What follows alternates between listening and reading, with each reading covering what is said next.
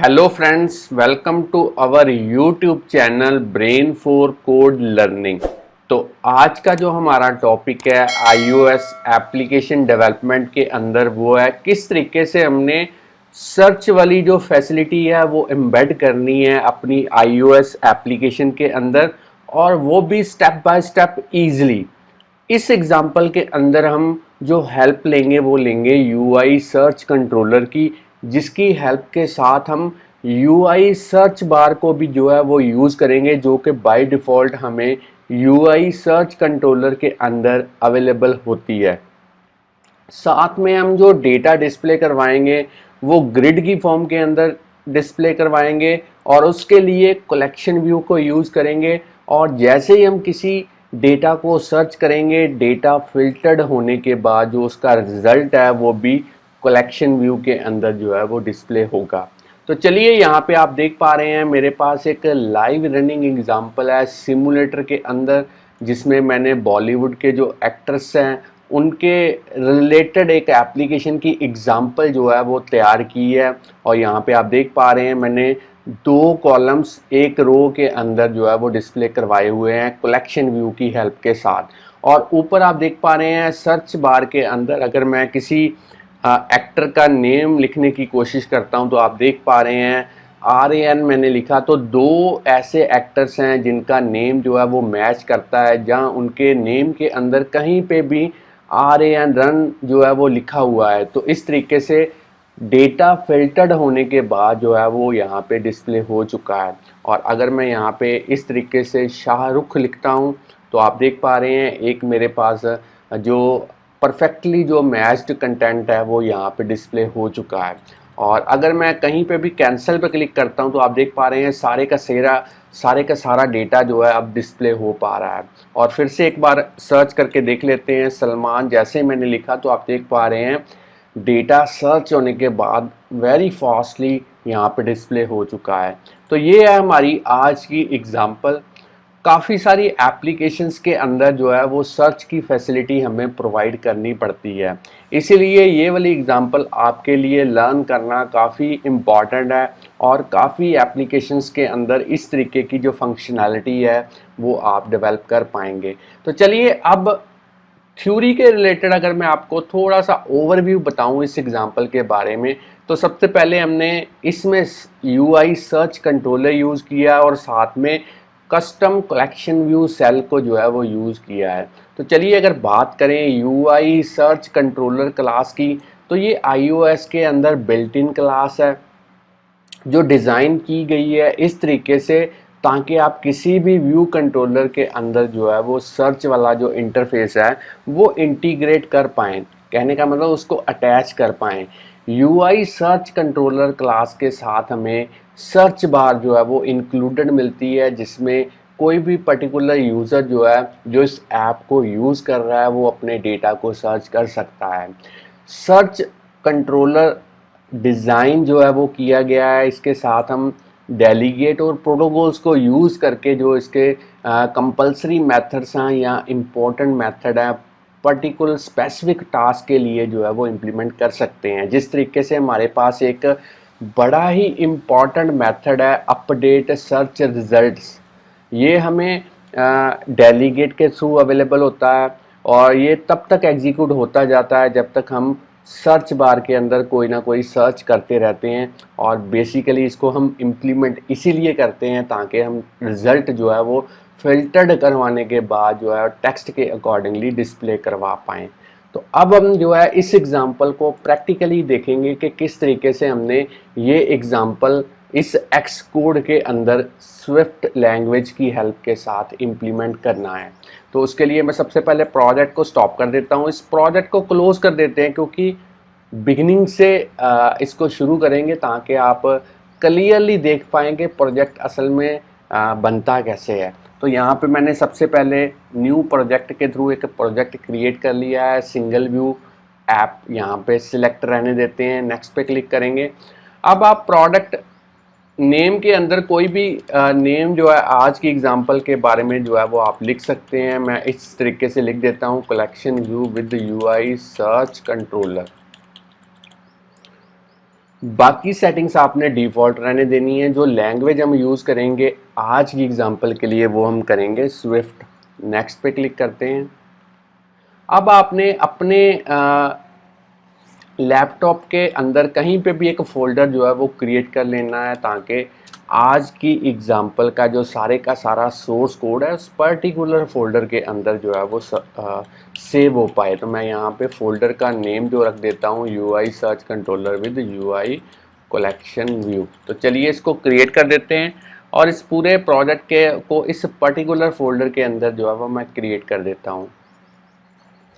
तो अगर अब आप देख पाएँ यहाँ पे, तो बिल्ड सेटिंग्स के अंदर तो जो मेरा स्विफ्ट का वर्ज़न है वो है स्विफ्ट 5, और अगर बात करते हैं एक्स कोड की तो मेरे पास है 10.2.1।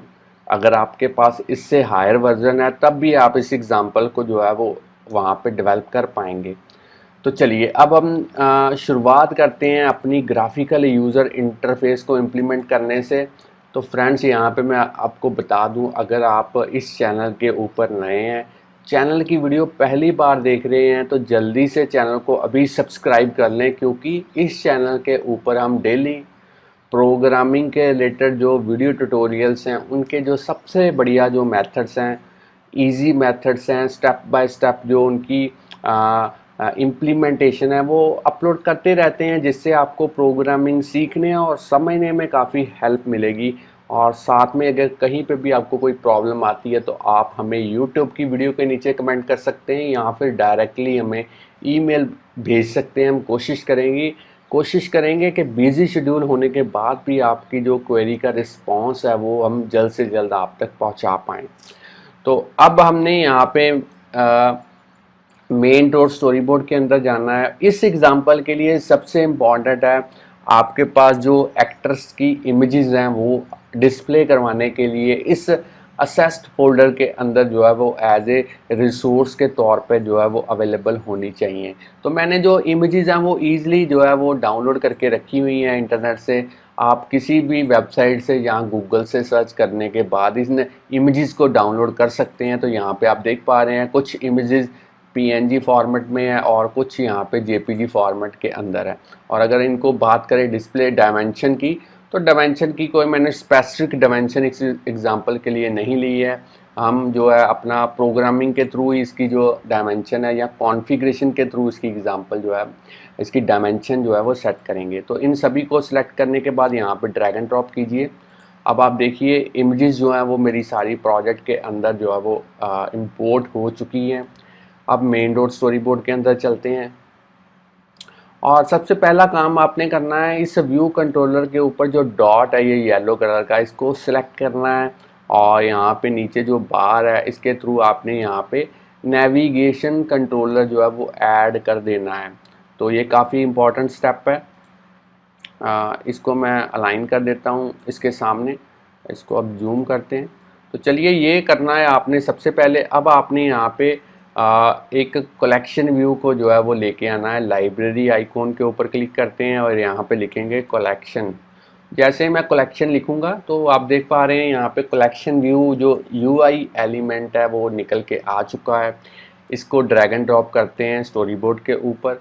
अब आपने मैं चाहता हूँ कि जो कलेक्शन व्यू है वो सारी की सारी जो मोबाइल की स्क्रीन है उसको कवर अप कर पाए, उसकी स्पेस ऑक्यूपाई कर पाए। तो उसके लिए मैं यहाँ पे कंस्ट्रेंट्स जो हैं वो ऐड कर देता हूँ। टॉप पे 0, लीडिंग 0, ट्रेलिंग 0 और बॉटम भी 0, और इसको ऐड एज ए कंस्ट्रेंट जो है वो मैं कर देता हूँ। अब हमने साइज़ इंस्पेक्टर के अंदर जाना है इसी कलेक्शन व्यू के, और सेल का साइज़ हमने यहाँ पे प्रोवाइड करना है 200, हाइट इसकी प्रोवाइड करनी है 250। अब आपने एक दो कॉन्फ़िगरेशंस और करनी है। मिनिमम स्पेसिंग फॉर सेल आपने 5 करना है, लाइंस के लिए 5 करना है, टॉप पे 5, सेक्शन इनसेट और लेफ़्ट पे आपने इसको 5 करना है। तो इस तरीके की नॉर्मल सी जो कॉन्फ़िगरेशन है वो आप अप्लाई कर दें यहाँ पे। अब आपने इस कलेक्शन व्यू सेल को सिलेक्ट करना है और एट्रीब्यूट इंस्पेक्टर के अंदर जाने के बाद इसका जो आइडेंटिफायर का नेम है वो आपने रखना है सेल। आप नेम कोई भी रख सकते हैं, बस आपको सेम नेम जो आपने यहाँ पे आइडेंटिफायर के अंदर लिखा है वो सेम नेम आपको स्विफ्ट की कोडिंग के अंदर जो है वो यूज़ करना पड़ेगा। जब इसकी रिक्वायरमेंट होगी तब मैं आपको एक बार फिर से रिमाइंड करवा दूंगा इसके बारे में। अब आपने इस कलेक्शन व्यू को सिलेक्ट करना है और इसके जो डेलीगेट और जो डेटा सोर्स हैं वो सेट करने हैं। तो उसके लिए कंट्रोल की को प्रेस करेंगे और इसे ड्रैग एंड ड्रॉप करेंगे व्यू कंट्रोलर के ऊपर। सबसे पहले डेटा सोर्स, अब आपने फिर से इसको कंट्रोल की को प्रेस करते हुए ड्रैग एंड ड्रॉप, अब आपने यहाँ पे डेलीगेट। तो दोनों कॉन्फ़िगरेशंस जो हैं वो हो चुकी हैं। अब आपने यहाँ पे एक इमेज और एक लेबल डिस्प्ले करवाना है ताकि हम एक्टर की जो इमेज है वो डिस्प्ले करवा पाएँ और उस एक्टर का जो नेम है वो भी यहाँ पे जो है वो डिस्प्ले करवा पाएँ। लाइब्रेरी के अंदर चलते हैं और यहाँ पे एक इमेज व्यू को जो है वो ड्रैग एंड ड्रॉप करते हैं इस कलेक्शन व्यू सेल के अंदर। अब मैं साइज़ इंस्पेक्टर के थ्रू इस इमेज व्यू की जो विड्थ है वो मैं रख देता हूँ 200 और इसकी जो हाइट है वो मैं रख देता हूँ 175 और इसके प्रॉपरली यहाँ पे अलाइन कर देता हूँ हॉरिजेंटली इन सेंटर। अब एक इमेज बाय डिफ़ॉल्ट लगा के देख लेते हैं। यहाँ पे कोई भी एक इमेज आप लगा के देख लीजिए। इसको आप स्केल टू फिल करना चाहते हैं तो कर सकते हैं ताकि ये पूरी इमेज व्यू को कवर अप कर पाए। अब हमने यहाँ पे लाइब्रेरी के थ्रू एक लेबल और यहाँ पे ड्रैग एंड ड्रॉप करना है तो यहाँ पे मैं ड्रैग एंड ड्रॉप कर देता हूँ और इसकी जो विड्थ है वो मैं इंक्रीज़ कर देता हूँ या ताकि ये ज़्यादा से ज़्यादा जो टेक्स्ट है वो कवर अप कर पाए। इसको मैं लिख देता हूँ आमिर खान और इसको अलाइन कर देता हूँ सेंटर में। इसको 16 कर देता हूँ और यहाँ पे बोल्ड कर देता हूँ। चलिए डन करते हैं, इसको 16 कर देता हूँ। और अब हम इसका जो कलर है वो भी चेंज कर सकते हैं। मैं यहाँ पे जो टेक्स्ट कलर है वो रेड कर देता हूँ। तो चलिए अब हमने दोनों यूआई एलिमेंट तो प्लेस कर दिए मगर इनकी जो कंस्ट्रेंट्स हैं वो अभी हमने यहाँ पे इम्प्लीमेंट नहीं किए। तो सबसे पहले इमेज व्यू को सिलेक्ट करेंगे और यहाँ पे इसके जो कंस्ट्रेंट्स हैं वो ऐड कर देते हैं। टॉप पे 0, लीडिंग 0, ट्रेलिंग 0 और यहाँ पे इसकी हाइट जो है वो 175 चेक मार्क कर देते हैं और ऐड एज ए कंस्ट्रेंट्स के ऊपर अप्लाई कर देते हैं। अब इस लेबल को सिलेक्ट करते हैं और इसके भी जो कंस्ट्रेंट्स हैं टॉप, लीडिंग, ट्रेलिंग और यहाँ पे जो हाइट है वो कर देते हैं 25 और इसे ऐड एज ए कंस्ट्रेंट जो है वो हम कर देते हैं। तो चलिए फ्रेंड्स स्टूडेंट्स, यहाँ पे कंस्ट्रेंट्स जो हैं वो हमने प्रॉपरली ऐड कर दिए हैं। अब हमने इस कलेक्शन व्यू सेल के लिए एक कस्टम क्लास जो है वो क्रिएट करनी है ताकि हम इन इमेज और लेबल का यूआई एलिमेंट जो है वो कस्टम क्लास के अंदर जो है वो इम्प्लीमेंट कर पाएँ। तो उसके लिए यहाँ पे ऐड करते हैं new file, cocoa touch class, next पे क्लिक करेंगे। अब आपने जो सुपर क्लास यूज़ करनी है वो करनी है UI collection view cell class और जो क्लास का नेम है वो आप कोई भी रख सकते हैं। मैं यहाँ पे रख देता हूँ my collection view cell class. तो अब अपने नेक्स्ट पे क्लिक करना है और इसे क्रिएट करना है अपने प्रोजेक्ट के अंदर। तो क्लास हमारी जो कस्टम क्लास है वो बन चुकी है मगर हमने इसको अपने कलेक्शन व्यू सेल के साथ अटैच करना है। तो वो किस तरीके से अटैच करना है तो उसके लिए मेन डॉट स्टोरी बोर्ड में चलते हैं। इस कलेक्शन व्यू को सिलेक्ट करेंगे, सेल को सिलेक्ट करेंगे यहाँ पे और अब आपने यहाँ पे आइडेंटिटी इंस्पेक्टर के अंदर जाना है और यहाँ पे क्लास का नेम जो आपने क्लास अभी क्रिएट की उसका नेम लिखने की ही कोशिश करनी है और एंटर प्रेस करना है क्योंकि जो नेम है वो ऑटोमेटिकली जो है वो ये डिटेक्ट कर पाएगा। पूरा नेम आपको लिखने की ज़रूरत नहीं पड़ेगी यहाँ पे। अब आपने इसको सेव करना है एक बार और अब हमने आईबी आउटलेट्स क्रिएट करने हैं। तो उसके लिए फिर से असिस्टेंट एडिटर के अंदर चलते हैं। यहाँ पे आप देख पा रहे हैं 2 सर्कल ज्वाइन किए हुए हैं तो ये असिस्टेंट एडिटर है। साइड वाले पैनल को मैं हाइड कर देता हूँ ताकि आप फोकस जो है वो मेन कंटेंट पे रख पाएँ।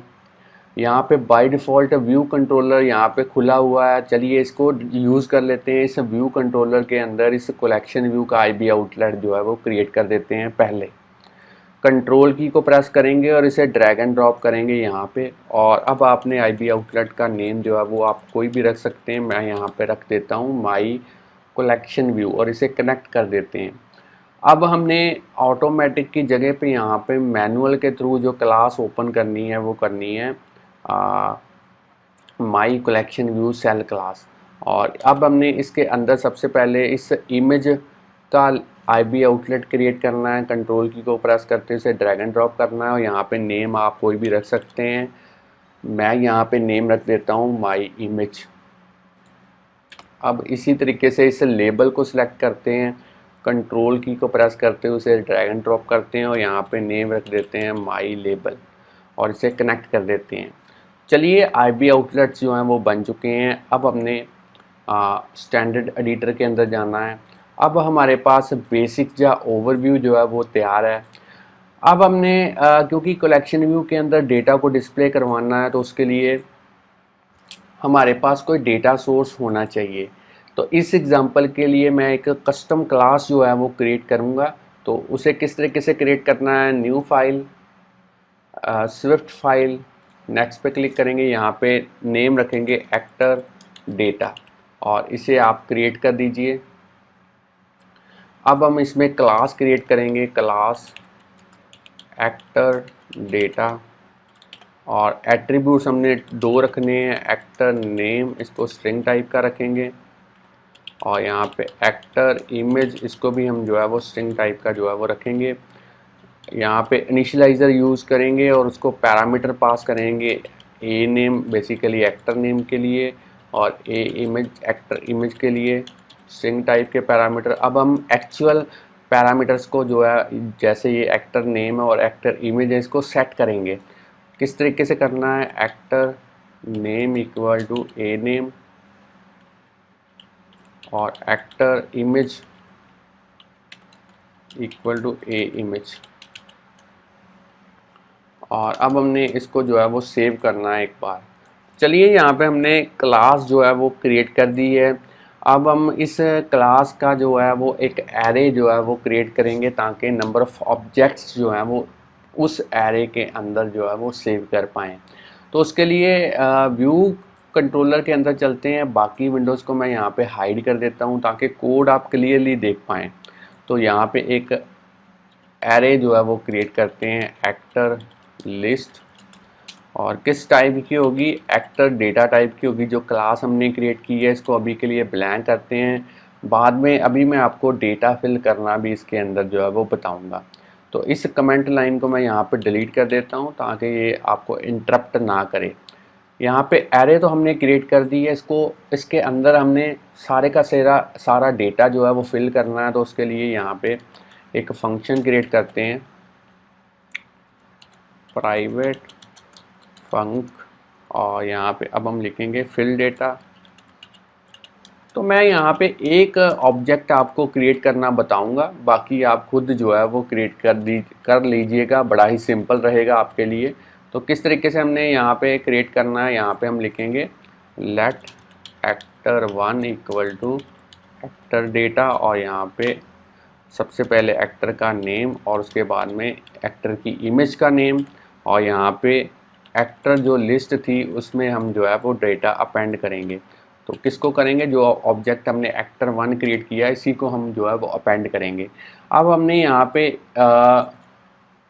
इमेज को ओपन करना है, यहाँ पे देख लीजिए, और सेम नेम जो है इमेज का यहाँ पे लिखना है। तो सबसे पहले हमने यहाँ पे लिखना है आमिर, और इसका नेम पहले हम लिख देते हैं आमिर खान, और यहाँ पे इमेज का नेम जो है वो सेम नेम लिखना है जो इमेज का नेम हमने विदाउट एक्सटेंशन यहाँ पे लिया है, आमिर। तो अगर स्मॉल में है तो स्मॉल में, अगर कैपिटल लेटर यूज़ किए हैं तो कैपिटल लेटर।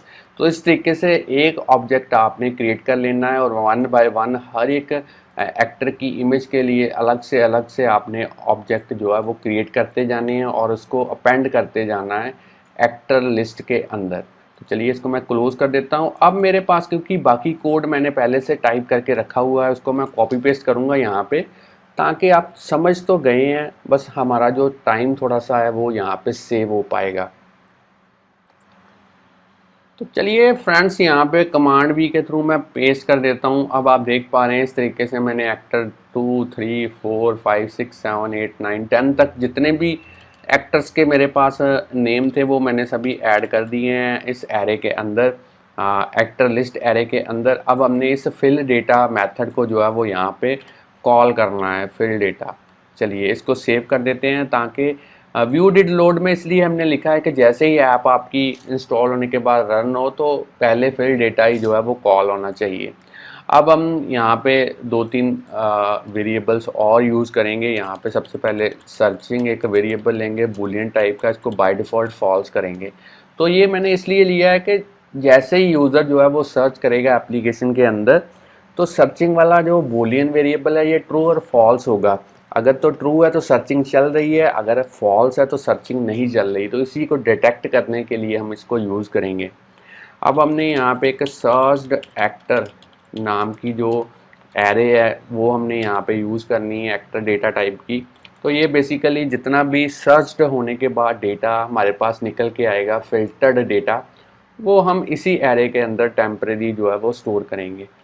अब हमने यहाँ पे लेना है एक सर्च कंट्रोलर, इसको हम यूज़ करेंगे UI सर्च कंट्रोलर, और इसका कौन सा कंस्ट्रक्टर यूज़ करेंगे, लास्ट वाला, और इसको नील पास करेंगे क्योंकि हम जो फिल्टर डेटा है वो सेम व्यू कंट्रोलर के अंदर डिस्प्ले करवाना चाहते हैं, इसलिए हमने यहाँ पे नील यूज़ किया। अगर हम किसी और व्यू कंट्रोलर के अंदर इसको डिस्प्ले करवाना चाहते हैं तब हम यहाँ पे उस पर्टिकुलर व्यू कंट्रोलर का जो नेम है वो लिखेंगे। अब हमने इस सर्च कंट्रोलर को कॉन्फ़िगर करना है, तो उसके लिए अलग से यहाँ पे व्यू डिड के बाद हम एक मेथड जो है फिर से क्रिएट करेंगे। तो यहाँ पे मैं लिख देता हूँ private function search configure, configure लिख देते हैं पहले, कॉन्फ़िगर सर्च कंट्रोलर, और इसके अंदर हम सबसे पहले सर्च कंट्रोलर का जो load view if needed method call करेंगे। अब हमने सर्च कंट्रोलर के साथ उसके जो सर्च रिज़ल्ट अपडेटर जो डेलीगेट और प्रोटोकॉल है उसको सेट करेंगे। यहाँ पे फिर से सर्च कंट्रोलर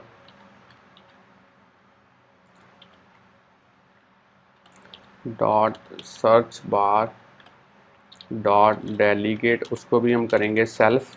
तो अभी हमने प्रोटोकॉल्स को यूज़ नहीं किया और ना ही उनके मेथड्स को इम्प्लीमेंट किया, तो इसलिए ये यहाँ पे एरर जो है वो डिस्प्ले करा रहा है। तो जैसे ही हम प्रोटोकॉल्स को यूज़ करेंगे एरर अपने आप जो है वो चली जाएंगी। अब हम सर्च कंट्रोलर के साथ उसका obscure background during presentation property को फॉल्स करेंगे, ताकि सर्च करते वक्त हमारा जो बैकग्राउंड व्यू कंट्रोलर है वो उसका जो फेडेड ना हो, प्रेजेंटेशन उसकी फेडेड ना हो, वो डिम ना हो उसकी लाइट। तो इसीलिए सर्च कंट्रोलर के अब हम सर्च बार के अंदर जो अनेबल रिटर्न की ऑटोमेटिकली इस प्रॉपर्टी को भी फॉल्स करेंगे, क्योंकि हम जो कीबोर्ड के अंदर बाय डिफ़ॉल्ट हमें सर्च बटन अवेलेबल होता है उसकी जगह पे डन बटन हम जो है वो डिस्प्ले करवाना चाहते हैं। तो यहाँ पे search controller dot search bar dot return की टाइप यहाँ पे लिखेंगे UI रिटर्न की डॉट डन। अब हमने यहाँ पे एक दो और कॉन्फ़िगरेशंस करनी है। नेविगेशन आइटम डॉट, यहाँ पे हम यूज़ करेंगे सर्च कंट्रोलर, उसको हमारे जो सर्च कंट्रोलर के साथ सेट करेंगे। अब हमने यहाँ पे self dot navigation item dot hide search bar when scrolling, इसको भी हम फॉल्स करेंगे क्योंकि हम जो सर्च बार है वो स्क्रॉलिंग टाइम पे भी हम डिस्प्ले करवाना चाहते हैं। अब हम डिफाइंस प्रेजेंटेशन कंटेक्स्ट को जो है वो ट्रू करेंगे ताकि सर्च बार प्रॉपरली डिस्प्ले हो पाए। अब हमने सर्च कंट्रोलर के जो सर्च बार के अंदर जो प्लेस होल्डर है उसको हमने सेट करना है, तो बड़ा इजी है। यहाँ पे लिखेंगे search actor name, search actor by name, तो इस तरीके से लिख देते हैं। तो चलिए ये हमने एक कॉन्फ़िगर सर्च कंट्रोलर जो है वो यहाँ पे इम्प्लीमेंट कर दिया है। अब हम इसको कॉपी करेंगे और इसे भी व्यू डिड लोड के अंदर जो है वो पेस्ट कर देते हैं, ताकि ये फिल डेटा के बाद जो है वो ऑटोमेटिकली कॉल हो जब भी हमारी एप्लीकेशन रन हो। अब हमने यहाँ पे अपना कलेक्शन व्यू और जो UI सर्च कंट्रोलर के साथ जो प्रोटोकॉल्स और डेलीगेट्स हैं उनको यूज़ करना है, तो उसके लिए लास्ट में हम जो है अब एक्सटेंशन को यूज़ करेंगे यहाँ पे। कलेक्शन व्यू तो मैं काफ़ी बार आपको इम्प्लीमेंट करना बता चुका हूँ, अब साथ में जो यूआई सर्च कंट्रोलर है वो भी मैं आपको बताऊँगा। तो यहाँ पे लिखेंगे UI collection view data source, UI collection view delegate, UI search result updating protocol, UI search bar delegate. तो इन 4 प्रोटोकॉल्स को हमने यूज़ करना है। तो आपको पता ही है, जब भी आपने प्रोटोकॉल्स को यूज़ करना है तो उनको कंफर्म करने के लिए आपके पास उनके जो कंपलसरी मेथड्स हैं वो आपको कोड करने पड़ते हैं। तो मैं यहाँ पे जैसे ही फिक्स के ऊपर क्लिक करूँगा तो आप देख पा रहे हैं जो उनके कंपलसरी मेथड्स हैं उनका स्केलेटन जो है वो यहाँ पे बन चुका है। अब हम इनको वन बाय वन जो है वो कोड करेंगे ताकि हमारा सर्च इंटरफेस जो है वो प्रॉपरली यहाँ पे बन पाए। तो चलिए यहाँ पे सबसे पहले हमने कोड करना है यहाँ पे नंबर ऑफ आइटम्स जो हैं वो सेक्शन के अंदर कितनी होनी चाहिए कलेक्शन व्यू के अंदर। तो उसके लिए हम यहाँ पे एक कंडीशनल स्टेटमेंट यूज़ करेंगे। इफ़ सर्चिंग अगर तो ट्रू है तब हमने पहले वाला ब्लॉक एग्जीक्यूट करवाना है, और अगर सर्चिंग नहीं चल रही तो हम इसको डिफरेंट वे के साथ जो है वो डील करेंगे।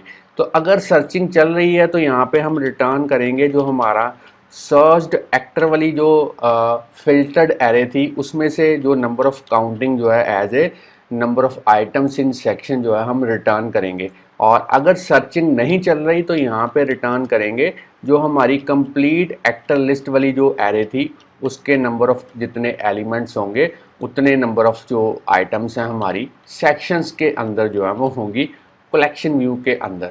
तो चलिए अब हमने यहाँ पे नेक्स्ट जो इम्प्लीमेंट करना है कोड वो करना है सेल फॉर आइटम ऐड, इस तरीके का जो पैरामीटराइज कलेक्शन व्यू का मेथड है उसके अंदर।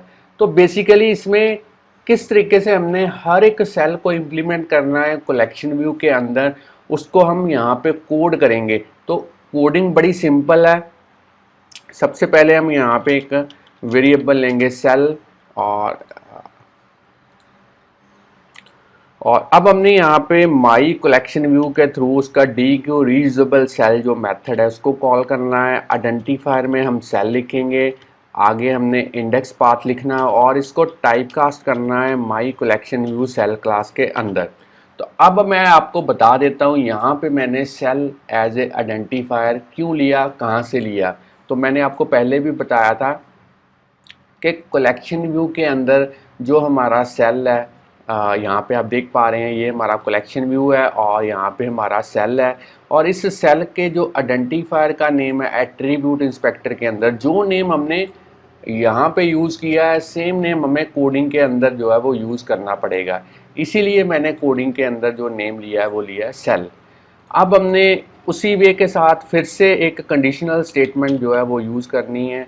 अगर तो सर्चिंग चल रही है तो हम ब्लॉक 1 को एग्जीक्यूट करवाएंगे, और अगर नहीं सर्चिंग चल रही तो एल्स वाला जो कोड है वो एग्जीक्यूट करेंगे। और लास्ट में हमने जो है सेल को यहाँ पे रिटर्न करना है दोनों स्टेटमेंट के बाहर। तो चलिए अगर तो सर्चिंग चल रही है तब हम किस तरीके से कोड लिखेंगे, उसके लिए सेल डॉट माई इमेज और इमेज को सेट करेंगे। यहाँ पे यूआई इमेज को यूज़ करेंगे, उसका नेम्ड पैरामीटर यूज़ करेंगे, और डेटा कौन सा इसको पास करेंगे, कहाँ से पास करेंगे, सर्च्ड एक्टर वाली जो एरे थी उसमें से पास करेंगे। यहाँ पे लिखेंगे इंडेक्स पाथ डॉट रो। अब हमने यहाँ पे इसका कौन सा एट्रीब्यूट यूज़ करना है, एक्टर इमेज वाला एट्रीब्यूट यूज़ करना है। अब हमने यहाँ पे सेल डॉट माई लेबल को सेट करेंगे, उसकी टेक्स्ट प्रॉपर्टी को सेट करेंगे। डेटा कहाँ से आएगा वो हम यहाँ पे सर्च्ड एक्टर वाली जो एरे थी उसमें से पिकअप करेंगे data index path dot row के थ्रू। कौन सा डेटा वो हम as a attribute actor name को जो है वो यूज़ करेंगे। अब हमने सेम ये वाली कोडिंग को यहाँ से कॉपी कर लेना है और इसे एल्स में पेस्ट करना है। बस हमने चेंजेस क्या करनी है, जो हमारी सर्च्ड एक्टर वाली एरे थी इसकी जगह पे हमने जो हमारी फुल एरे है एक्टर लिस्ट वाली एरे है वो हमने यहाँ पे जो है वो यूज़ करनी है। यहाँ पे मैं एक्टर लिस्ट कंप्लीट जो मेरी फुल एरे थी उसको मैंने यहाँ पे यूज़ किया है। तो चलिए ये हमारा जो मेथड है कोड हो चुका है। अब हमने अपडेट सर्च रिजल्ट्स वाला जो मेथड है ये इम्प्लीमेंट करना है। तो बेसिकली ये मेथड तब कॉल होता है ऑटोमेटिकली जब यूज़र जो है वो सर्च कंट्रोलर की सर्च बार के अंदर कोई टेक्स्ट को जो है वो टाइप करता है। कहने का मतलब किसी डेटा को सर्च करने की कोशिश करता है, तब ये वाला मेथड जो है वो कॉल होता है ऑटोमेटिकली।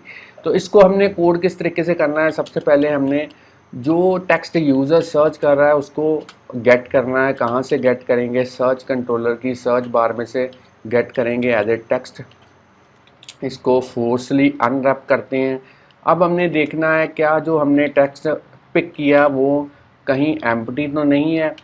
यहाँ पे हम चेक करेंगे इज़ एम्प्टी, और नॉट ऑपरेटर हमने पहले यूज़ कर लिया है, तो यहाँ पे इफ़ स्टेटमेंट को जो है एग्जीक्यूट करवाएंगे अगर सर्च टेक्स्ट के अंदर यूज़र ने कोई टेक्स्ट जो है वो टाइप किया है।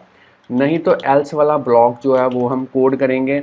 और लास्ट में हमने माई कलेक्शन व्यू को जो है वो रीलोड करना है ताकि फ़िल्टर्ड डेटा जो है वो डिस्प्ले करवा पाएँ। तो एल्स वाला ब्लॉक जो है वो हम पहले एग्जीक्यूट कर देते हैं, यहाँ पे पहले कोड कर देते हैं। अगर सर्चिंग के लिए यूज़र ने कुछ टाइप ही नहीं किया तो यहाँ पे हम लिखेंगे सर्चिंग इक्वल टू फॉल्स, और उसके बाद में जो सर्च्ड एक्टर वाली एरे थी उसमें जितने भी एलिमेंट्स हैं उन सभी को रिमूव ऑल के थ्रू डिलीट करेंगे, और सर्च्ड एक्टर वाली जो एरे है उसको इक्वल करेंगे एक्टर लिस्ट के। तो ये है हमारी एल्स की कोडिंग। अब हमने जो इफ़ वाली कोडिंग है वो किस तरीके से करनी है, वो भी बड़ी सिंपल है। उसके लिए हमने करना क्या है, सर्चिंग को सबसे पहले हमने करना है ट्रू। अब हमने सर्च्ड एक्टर वाली जो एरे थी उसमें से जो पुराना डेटा है वो सारा रिमूव करना है। अब हमने फॉर लूप यूज़ करनी है और हर एक एक्टर को एक्टर लिस्ट में चेक करवाना है क्या उसका जो नेम है, जो टेक्स्ट यूज़र ने टाइप किया है उसके अंदर वो डेटा अवेलेबल है। अगर तो अवेलेबल है फिर हम उस पर्टिकुलर एक्टर वाले ऑब्जेक्ट को अपनी जो सर्च्ड एक्टर वाली जो फिल्टर्ड एरे थी उसमें अपेंड करते जाएंगे। तो यहाँ पे लिखेंगे if actor dot actor name dot load case में कन्वर्ट करेंगे उसको, अगर वो कैपिटल में है सभी को स्मॉल में करेंगे। कंटेन्स एक मेथड को कॉल करेंगे और कौन सा टेक्स्ट जो है वो यहाँ पे सर्च करवाएंगे, सर्च टेक्स्ट में से डेटा लेंगे, लोड केस में उसको कन्वर्ट करेंगे। अगर तो वो मिल जाता है, यहाँ पे कंडीशन हमारी ट्रू हो जाती है, तो हम सर्च्ड एक्टर वाली जो हमारी फिल्टर्ड एरे थी उसमें ये वाला एक्टर वाला ऑब्जेक्ट जो है वो अपेंड करेंगे। तो ये थी हमारी सिंपल सी एक कोडिंग ताकि हम फिल्टर्ड डेटा जो है वो कलेक्शन व्यू के अंदर जो है वो डिस्प्ले करवा पाएँ। तो फ्रेंड स्टूडेंट्स यहाँ पे अब देख लेते हैं क्या हमने डेलीगेट्स और डेटा सोर्स जो है वो पहले से सेट कर दिए हैं यहाँ पे कलेक्शन व्यू के थ्रू। तो मैं कंट्रोल की को प्रेस करते हुए इसे छोड़ता हूँ, तो आप देखिए दोनों ही मैंने जो है वो पहले ही सेट करके रखे हुए हैं, डेटा सोर्स और डेलीगेट। और चलिए अब हम इस एग्जांपल की हमने ग्राफिकल यूज़र इंटरफेस भी इम्प्लीमेंट कर दिया है और साथ में कोडिंग भी हमारी 100% जो है वो कंप्लीट हो चुकी है। अब हम इस एग्जांपल को रन करके देखते हैं क्या ये प्रॉपरली जो है वो वर्क कर पाती है सिमुलेटर के अंदर। तो इसको मैं रन कर देता हूँ। ऐप हमारी जो है वो यहाँ पे बिल्ड हो रही है, तो यहाँ पे बिल्ड जो है वो सक्सेसफुली हो चुकी है। तो सिमुलेटर को लोड होने में थोड़ा सा यहाँ पे टाइम लेगा ये। तो चलिए फ्रेंड्स यहाँ पे जो ऐप है वो इंस्टॉल हो चुकी है सिमुलेटर के अंदर और वेट करते हैं इसकी आउटपुट के लिए। तो यहाँ पे आप देख पा रहे हैं आउटपुट जो है कलेक्शन व्यू के अंदर डेटा जो है वो प्रॉपरली यहाँ पे डिस्प्ले हो चुका है। आप देख पा रहे हैं ग्रिड की फॉर्म के अंदर जो बॉलीवुड के एक्टर्स हैं उनका नेम और उनकी इमेजेस जो हैं वो प्रॉपरली यहाँ पे डिस्प्ले हो चुकी हैं। और चलिए सर्च बार के अंदर कोई एक्टर का जो नेम है वो यहाँ पे सर्च करते हैं। जैसे मैंने यहाँ पे लिखा रणवीर, तो जो टेक्स्ट जो है वो एक्टर नेम के साथ मैच करता है वो यहाँ पे डिस्प्ले हो चुका है। रणवीर सिंह की जो इमेज है वो फिल्टर्ड होने के बाद यहाँ पे डिस्प्ले हो चुकी है। तो यहाँ पे मैं एक और सर्च करके देख लेता हूँ। जैसे मैंने SHA लिखा तो दो एक्टर्स ऐसे हैं शाहिद कपूर और शाहरुख खान जिनका जो नेम है उसमें कहीं ना कहीं SHA जो है वो कंटेन करता है कंटिन्यूस करैक्टर्स के अंदर। तो यहाँ पे डेटा जो है फ़िल्टर होने के बाद यहाँ पे आउटपुट के अंदर जो है वो आ चुका है। अगर मैं पूरे का पूरा यहाँ पे इस तरीके से लिखता हूँ तो आप देख पा रहे हैं अब मेरे पास जो एक ही इमेज है वो यहाँ पे डिस्प्ले हो चुकी है, डेटा फिल्टर्ड हो चुका है। और अगर मैं कैंसिल बटन के ऊपर क्लिक करता हूँ तो आप देखिए फिर से पूरे का पूरा जो एक्टर लिस्ट के अंदर डेटा था वो पूरे का पूरा यहाँ पे डिस्प्ले हो चुका है। तो फ्रेंड्स स्टूडेंट्स, आपने देखा कैसे आप बड़े ही इजी और सिंपल वे के साथ यूआई सर्च कंट्रोलर को जो है वो कलेक्शन व्यू के अंदर जो है वो यूज़ कर सकते हैं डेटा को फिल्टर करवाने के लिए, डेटा को सर्च करवाने के लिए। और ईज़िली सर्च कंट्रोलर के अंदर हमें सर्च बार जो है वो अवेलेबल होती है, उसका हम यूज़ जो है वो यहाँ पे कर सकते हैं। तो ऐसी एप्लीकेशन की रिक्वायरमेंट जो है वो मोस्टली यूज़र को डेवलपर्स को पड़ती है। तो आपके लिए ये जो एग्ज़ाम्पल है वो काफ़ी हेल्पफुल रहेगी। इसे ध्यान से आप एक बार प्रैक्टिस कीजिए और इसी तरीके से हमारे चैनल के ऊपर जो है वीडियोस देखते रहिए, प्रोग्रामिंग सीखते रहिए। Thanks friends for watching our videos.